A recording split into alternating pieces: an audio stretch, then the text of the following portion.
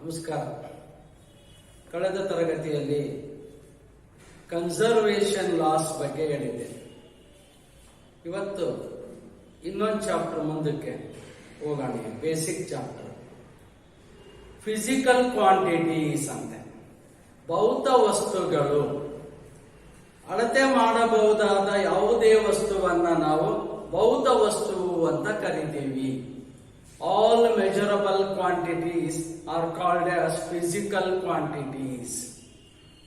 ಉದಾಹರಣೆ ಹೇಳೋದಾದ್ರೆ length, mass, time, area, volume, density, frequency, velocity, acceleration, etcetera etcetera. ಹೀಗೆ. So all measurable quantities are called as physical quantities. Example: length, mass, time, area, volume, density, velocity, acceleration, etc. etc. ಈಗ ಅದಕ್ಕಿಂತ ಮುಖ್ಯವಾಗಿರೋದು fundamental physical quantities ಅಂತ. All physical quantities can be expressed in terms of basic quantities, namely length, mass, time,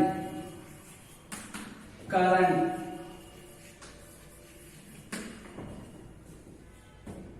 temperature, luminous intensity,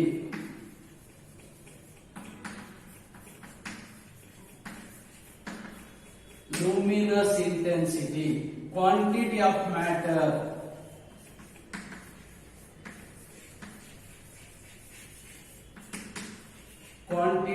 matter, plane angle, and solid angle.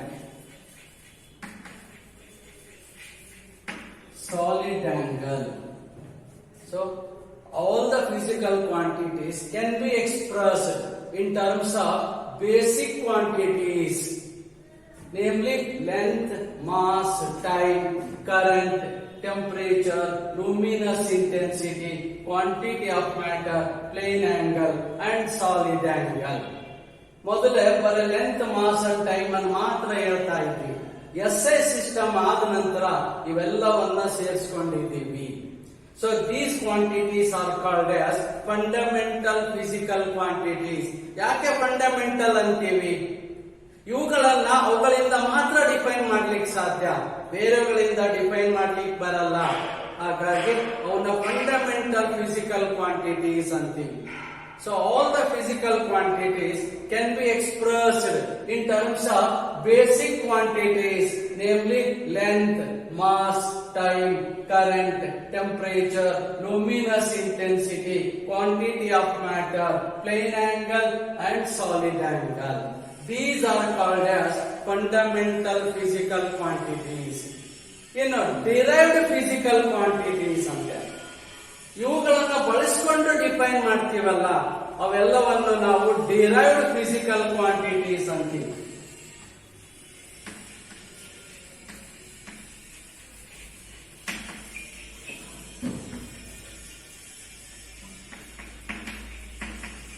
Derived physical quantities.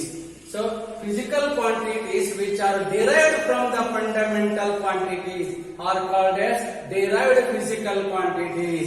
Example ನೋಡಿ, ವ್ಯತ್ಯಾಸ ಗೊತ್ತಾಗುತ್ತೆ. Example: area, volume, ಮತ್ತೆ density, frequency, velocity, acceleration, etc. ಇವೆಲ್ಲವನ್ನು ನಾವು derived physical quantities ಅಂತೀವಿ. So the quantities which are derived from the fundamental quantities are called as derived physical quantities. Example: area, volume, density, frequency, velocity, acceleration, force, work, power, energy etcetera etcetera ಇವೆಲ್ಲವೂ first PUC ಯಲ್ಲಿ ಬಳಕೆ ಮಾಡ್ತಕ್ಕಂಥವು ನಾವು.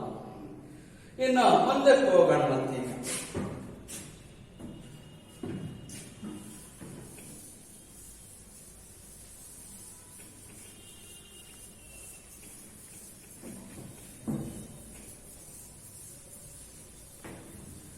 Important definition: unit,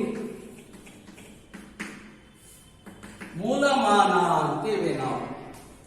The standard of comparison is called as unit.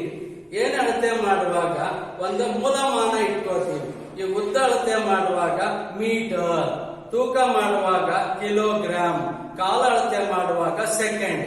ಹೀಗೆ ಇವುಗಳನ್ನ ದೊಡ್ಡದು ಮಾಡಬಹುದು, ಸಣ್ಣದು ಮಾಡಬಹುದು. ಇಂಥವನ್ನ ನಾವು ಮೂಲಮಾನ ಅಂತ ಕರಿತೀವಿ.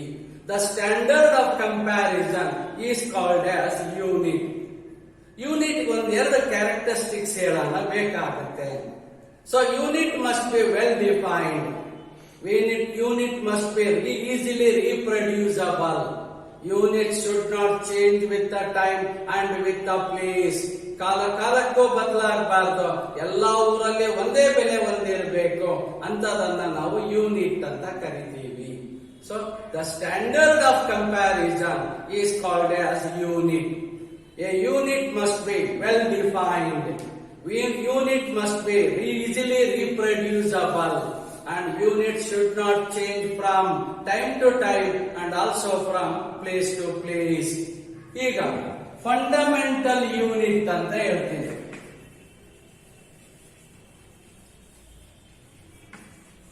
ಫಂಡಮೆಂಟಲ್ ಯೂನಿಟ್ಸ್ ಮೂಲ ವಸ್ತುಗಳನ್ನ ಏನ್ ಎಕ್ಸ್ಪ್ರೆಸ್ ಮಾಡ್ತೀವಲ್ಲ ಅವುಗಳ ಯೂನಿಟ್ ಅನ್ನ ನಾವು ಫಂಡಮೆಂಟಲ್ ಯೂನಿಟ್ಸ್ ಅಂತೀವಿ. The units used to express fundamental physical quantities are called as fundamental units. Example ನೋಡಿ, length ಇದಕ್ಕಾದ್ರೆ metre, mass kilogram, time second, current ampere, temperature Kelvin, luminous intensity,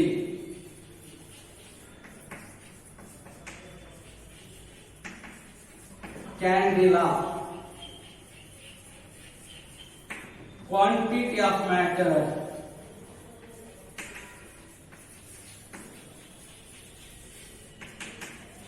mole, plane angle,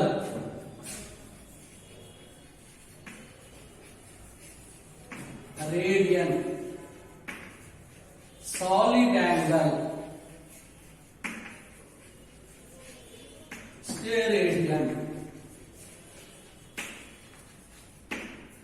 These are called as fundamental units. The units which are used to express fundamental physical quantities are called as fundamental units. In derived units are the units which are derived.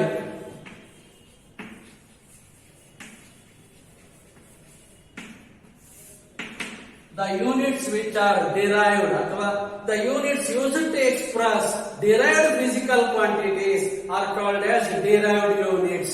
Example ನೋಡ್ಬಿಡಿ.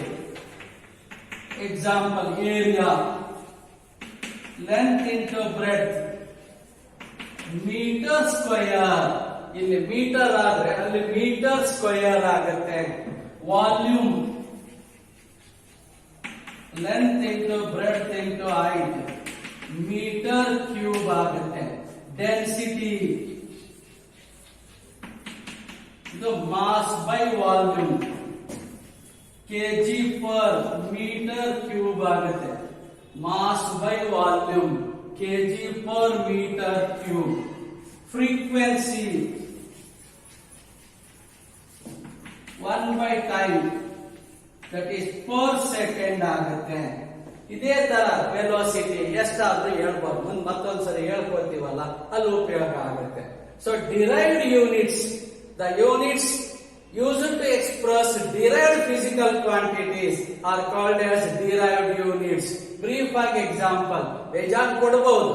So area meter square, volume meter cube, density kg per meter cube, frequency reciprocal of time per second, velocity meter per second, acceleration meter per second square, momentum kg meter per second, force kg meter per second square ಅಥವಾ ಅದನ್ನ Newton ಅಂತ ಕರಿತೀವಿ.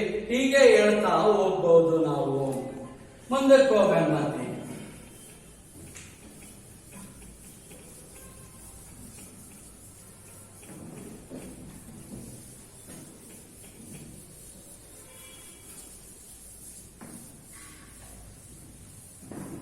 System of units.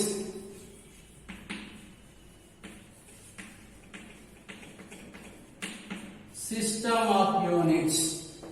There are 4 system of units. 4 ಸಿಸ್ಟಮ್ಗಳಿದಾವೆ. ನಾವು ಬಳಸೋದು ಒಂದೇ SI ಇವಾಗ. So there are 4 system of units. They are one FES system.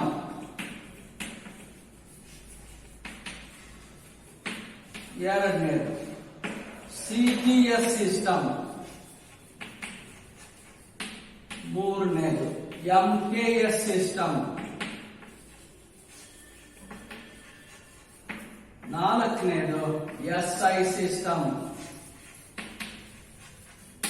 ಇವಾಗ ನಾವೆಲ್ಲಾ ಕಡೆಗೂ SI ಸಿಸ್ಟಮ್ ಅನ್ನ ಬಳಸ್ತೀವಿ. So there are 4 system of units. They are FES system, CGS system, MKS system and SI system. In FES system, ಇದು length ಆದ್ರೆ, ಇದು mass ಆದ್ರೆ, ಇದು ಟೈಮ್ ಆಗುತ್ತೆ. Foot is the unit of length, pound is the unit of mass, second is the unit of time. In CGS system, centimeter is the unit of length, gram is the unit of mass, second is the unit of time. In MKS system, meter is the unit of length, kilogram is the unit of mass, second is the unit of time. ನಾವು ಬಳಸೋದು ಇವಾಗ SI system ಮಾತ್ರ. ಎಲ್ಲಾ ಕಡೆಗೂ SI system ಅನ್ನ ಬಳಸ್ತೀವಿ. ಇನ್ SI system there are 7 basic unit ಅಥವಾ base units ಅಂತೀವಿ and 2 supplementary units. ಇವೇ ಇಂಪಾರ್ಟೆಂಟ್ ಇವಾಗ ನಮಗೆ. So in SI system there are 7 basic units and 2 supplementary ಅಥವಾ secondary units. ಅದರಲ್ಲಿ 1 A basic unit,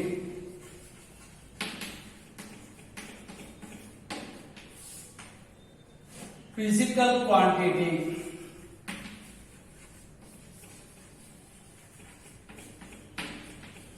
physical quantity, unit symbol,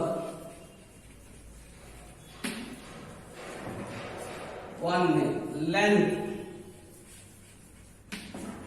ಇದು metre symbol M.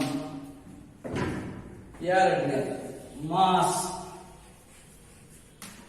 Kilogram, K, time,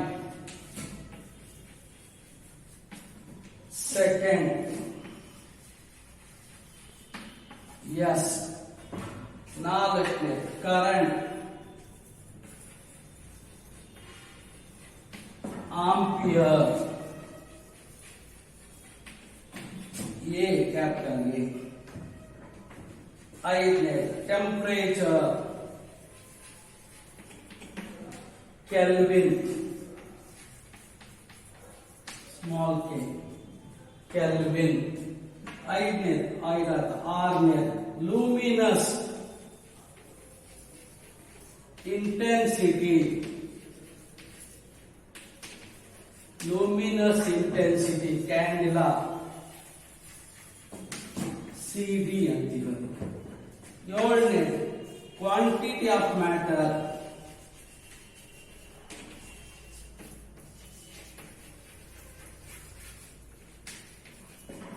mole, MOL ಸಿಂಬಲ್. ಇವಿಷ್ಟು basic ಯೂನಿಟ್ಗಳಾಯಿತು. Length metre, mass kilogram, time second, ಮೊದಲು ಇವಿಷ್ಟೇ ಹೇಳ್ತಾ ಇದ್ವಿ. ಇದ್ರಲ್ಲಿ ಕರೆಂಟ್ ಅಳತೆ ಮಾಡಕ್ ಆಗಲ್ಲ ಅಂತ ಕರೆಂಟಿಗೆ ಒಂದು ಯೂನಿಟ್ ಹಾಕೊಂಡ್ವಿ, ಆಂಪಿಯರ್. ಟೆಂಪರೇಚರ್ ಅಳತೆ ಮಾಡಕ್ ಸಾಧ್ಯ ಇಲ್ಲ ಅಂತ ಟೆಂಪರೇಚರ್ ಒಂದು ಯೂನಿಟ್ ಹಾಕೊಂಡಿದೀವಿ, ಕೆಲ್ವಿನ್. ಸೊ ಲೂಮಿನಸ್ ಇಂಟೆನ್ಸಿಟಿ, ಬೆಳಕು ಅಳತೆ ಮಾಡಕ್ ಯಾವ್ದು ಇರಲಿಲ್ಲ, ಅದಕ್ಕೊಂದು ಕ್ಯಾಂಡಲ್ ಹಾಕೊಂಡಿದೀವಿ. ಹಾಗೆ ಕ್ವಾಂಟಿಟಿ ಆಫ್ ಮ್ಯಾಟರ್, ಇದು ಮಾಸ್, ಇದು ಕ್ವಾಂಟಿಟಿ ಆಫ್ ಮ್ಯಾಟರ್, ಇದನ್ನ ಮೋಲ್ ಅಂತೀವಿ. ಇವೆಲ್ಲವೂ ಬೇಸಿಕ್ ಯೂನಿಟ್ಗಳಾಯಿತು. ಇನ್ನೆರಡು supplementary unit.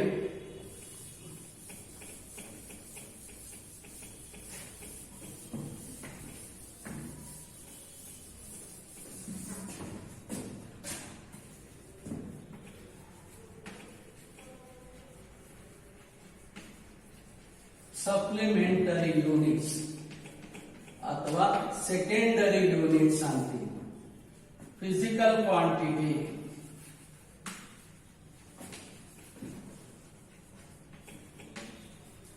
Physical quantity unit ಮತ್ತೆ symbol. One plane angle, radian, rad ಅಂತ ಬರುತ್ತೆ. ಇನ್ನು ಎರಡನೇದು ಸಾಲಿಡ್ ಆಂಗಲ್, ಸ್ಟೆರೇಡಿಯನ್, ಇದನ್ನ SR ಅಂತ ಕರೀತೀವಿ. ಇದು ನಾಲ್ಕನೇ ಸಿಸ್ಟಮ್. ಇದೇ ಹೆಚ್ಚು ಉಪಯೋಗ ಆಗೋದು. ಎಲ್ಲಾ ಕಡೆ ಇಂಟರ್ನ್ಯಾಷನಲ್ ನಾವು ಬಳಸ್ತಾ ಇರ್ತಕ್ಕಂಥದ್ದು ಇದೆ ಇವಾಗ. So in SI system there are 7 basic units and 2 supplementary units. Basic units, length ಗಾದ್ರೆ ಮೀಟರ್, ಮಾಸ್ ಗಾದ್ರೆ ಕಿಲೋಗ್ರಾಮ್, ಟೈಮ್ ಗಾದ್ರೆ ಸೆಕೆಂಡ್, ಕರೆಂಟ್ ಗಾದ್ರೆ ಆಂಪಿಯರ್. ಹಾಗೇನೆ ಟೆಂಪರೇಚರ್ಗೆ ಕೆಲ್ವಿನ್ ಇದೆ, ಲೂಮಿನಸ್ ಇಂಟೆನ್ಸಿಟಿಗೆ ಕ್ಯಾಂಡಿಲಾ ಇದೆ, ಕ್ವಾಂಟಿಟಿ ಆಫ್ ಮ್ಯಾಟರ್ಗೆ ಮೋಲ್ ಇದೆ. ಇವು ಮುಷ್ಟು ಬೇಸಿಕ್ ಯೂನಿಟ್ ಆಗಿ. ಎರಡು ಸೆಕೆಂಡರಿ ಯೂನಿಟ್ ಅಥವಾ ಸಪ್ಲಿಮೆಂಟರಿ ಯೂನಿಟ್ಸ್. ಪ್ಲೇನ್ ಆಂಗಲ್ಗೆ ಯೂನಿಟ್ ರೇಡಿಯನ್, ಸಿಂಬಲ್ ರ್ಯಾಡ್ ಅಂತ ಬರೀತೀವಿ. ಸಾಲಿಡ್ ಆಂಗಲ್ಗೆ ಸ್ಟೆರೇಡಿಯನ್, ಇದನ್ನ SR ಅಂತ ಬರೀತೀವಿ. Multiples and submultiples.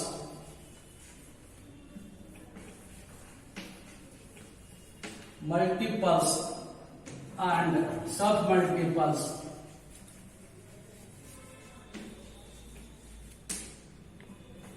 Multiples ಅಲ್ಲಿ ನಾವು ಪಿಯುಸಿಯಲ್ಲಿ ಬಳಕೆ ಮಾಡೋದು ಹೇಳೋಣ.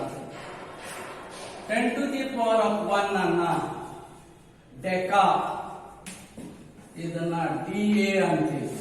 10 to the power of 2 ಅನ್ನ ಎಕ್ಟಾ ಅಂತೀವಿ, ಸ್ಮಾಲ್ h ಅಲ್ಲಿ ಬರೀತೀವಿ. 10 to the power of 3 ಅನ್ನ kilo, 10 to the power of 3 kilo, ಇದನ್ನ K ಅಲ್ಲಿ ಬರೀತೀವಿ. ಇನ್ನು 10 to the power of 6 ಆದ್ರೆ ಮೆಗಾ, ಇದನ್ನ capital M ಬರೀತೀವಿ. 10 to the power of 9 ಅನ್ನ ಗೀಗಾ, ಇದನ್ನ ಕ್ಯಾಪಿಟಲ್ G ಇಂದ ಬರೀತೀವಿ. 10 to the power of 12 Terra, 10 to the power of 15 pita, 10 to the power of 18 ಎಕ್ಸಾ. ಇವಿಷ್ಟು multiples. ನಾವು ಯೂಶಲಿ ಇಲ್ಲಿವರೆಗೂ ಮಾತ್ರ ಬಳಸ್ತೀವಿ, ಕೆಳಗೆ ಬಳಸೋದು ಕಡಿಮೆ. ಇನ್ನು ಸಬ್ ಮಲ್ಟಿಪಲ್ಸ್ ಬಂದ್ರೆ 10 to the power of -1 ಅನ್ನ ಡೆಸಿ ಅಂತೀವಿ, ಬರೀ D. 10 to the power of -2 ಅನ್ನ ಸೆಂಟಿ ಅಂತೀವಿ, C ತಾನೇ ಇದೆ centi. 10 to the power of -3 ಅನ್ನ milli, small m. 10 to the power of -6 ಅನ್ನ ಮೈಕ್ರೋ, ಮ್ಯೂ ಅಂತ ಬರೀತೀವಿ. 10 to the power of -9 ಅನ್ನ ನ್ಯಾನೋ ಅಂತ ಕರಿತೀವಿ. 10 to the power of -12 pico, small p. 10 to the power of -15 femto ಅಥವಾ fermi ಅಂತೀವಿ usually ಇದಕ್ಕೆ, small f. ಕೊನೆ 10 to the power of -18 ಅಟ್ಟು ಇದು ಎ ಆಗುತ್ತೆ. ಇಷ್ಟು ಮಲ್ಟಿಪಲ್ಸ್ ಮತ್ತೆ ಸಬ್ ಮಲ್ಟಿಪಲ್ಸ್. ಇವು ಪಾಸಿಟಿವ್ ಆದ್ರೆ ಇವು ನೆಗೆಟಿವ್ ತಾನೆ. ಹೆಚ್ಚು ಮೈಕ್ರೋ ವರ್ಗು ಬಳಸ್ತೀವಿ. ಇಲ್ಲಿಂದ ಮುಂದೆ ಮಾಡರ್ನ್ ಫಿಸಿಕ್ಸ್ ಅಲ್ಲಿ, ನ್ಯೂಕ್ಲಿಯರ್ ಫಿಸಿಕ್ಸ್ ಅಲ್ಲಿ ಬಳಸ್ತೀವಿ, ಎಲೆಕ್ಟ್ರೋಸ್ಟಾಟಿಕ್ಸ್ ಅಲ್ಲಿ ಬಳಸ್ತೀವಿ. So thank you. Next class ಅಲ್ಲಿ ಕಂಟಿನ್ಯೂ ಮಾಡೋಣ.